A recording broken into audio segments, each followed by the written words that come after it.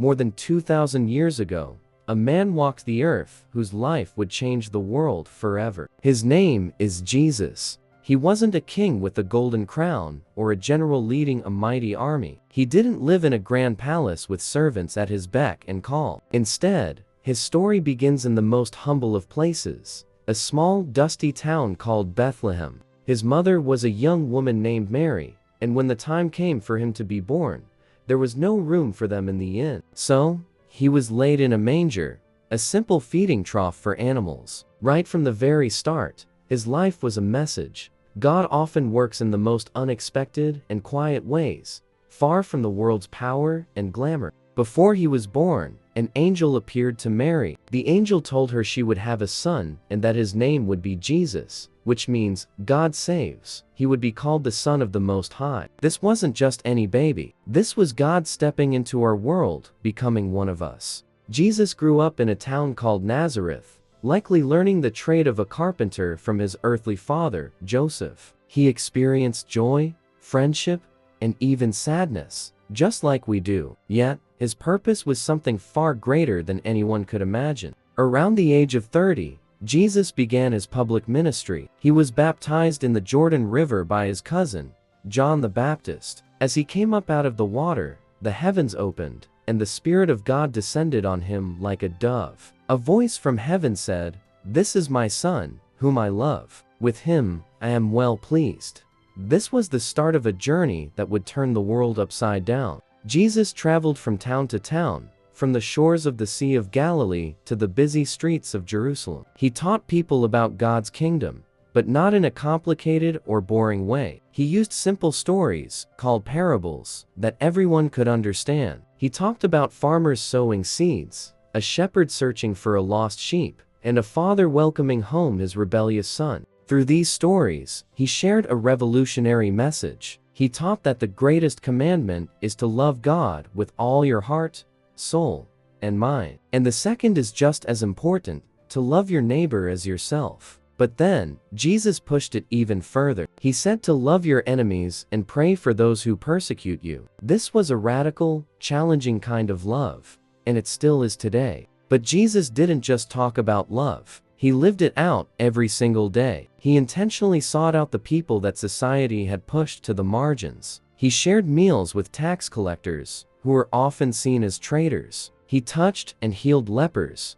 whom everyone else avoided. He welcomed the poor, the broken-hearted, and the rejected, showing them that they were seen and valued by God. And he performed miracles. He turned water into wine at a wedding, saving a family from embarrassment. He fed thousands of people with just a few loaves of bread and a couple of fish. He gave sight to men who had been blind their whole lives, and helped the lame to walk and even dance. His power was undeniable. One time, his disciples were in a boat, caught in a terrifying storm. They were sure they were going to drown, but Jesus stood up and spoke to the wind and the waves, saying, "Peace, be still."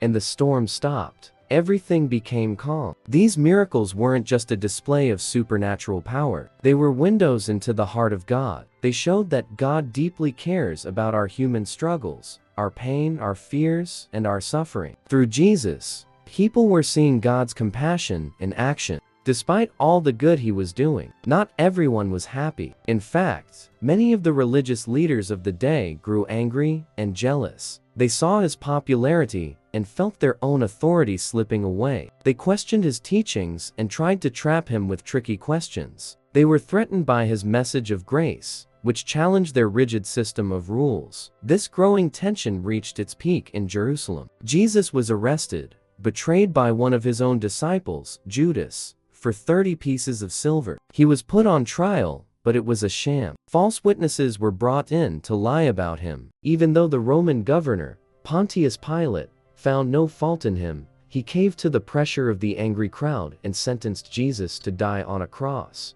Jesus willingly endured it all. As he hung on that cross, he didn't curse his enemies. Instead, he prayed for them, saying, "Father, forgive them, for they do not know what they are doing." This moment is the centerpiece of the Christian faith. The Bible tells us that God demonstrated his own love for us in this: while we were still sinners, Christ died for us. The cross wasn't a tragic accident or a defeat for God. It was a deliberate, powerful act of rescue. Jesus took the weight and penalty of all the wrong things we have ever done our sin upon himself, so that we could be forgiven and brought back into a right relationship with God. After he died, his body was taken down from the cross and laid in a stone tomb. A huge rock was rolled in front of the entrance to seal it. For his followers, it was the darkest moment of their lives. The man they had followed, the one they believed was the promised Messiah, was gone. It seemed like all hope was lost. But the story doesn't end in a tomb. 3 days later, on a Sunday morning,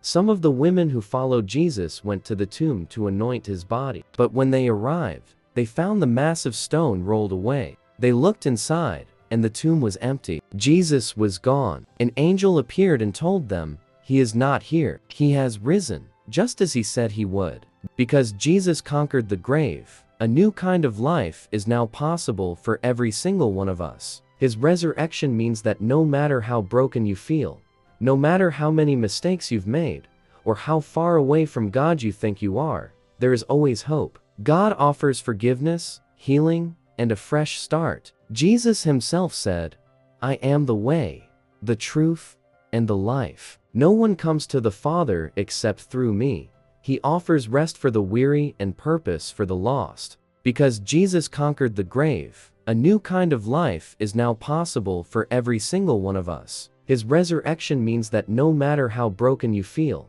no matter how many mistakes you've made, or how far away from God you think you are, there is always hope. God offers forgiveness, healing, and a fresh start. Jesus himself said, "I am the way, the truth, and the life. No one comes to the Father except through me." He offers rest for the weary and purpose for the lost. The story of Jesus is so much more than just a historical event that happened long ago. It's an open invitation. It's an invitation to experience God's incredible love, to receive total forgiveness, and to begin a new, transformed life. Jesus didn't call perfect people who had it all together. He called ordinary fishermen, tax collectors, and outcasts, and he simply said, "Follow me." He offers that very same call to you and me today. So, how do we apply this incredible story to our own lives? It starts with a simple choice. We choose to try and live like Jesus did. We choose love over hate. We choose to offer forgiveness instead of holding onto bitterness. We choose humility over pride. It means treating every person we meet with dignity and compassion,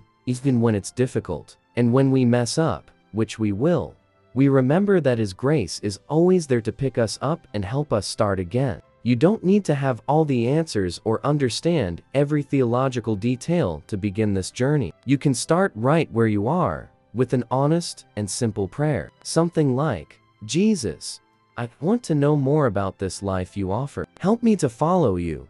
Because the story of Jesus isn't just a story to be heard. It's a life we are all invited to live, starting today. Thank you for watching. If this story has touched you, please share it with someone who might need to hear it. And don't forget to subscribe for more content to help put your faith in motion. See you next time.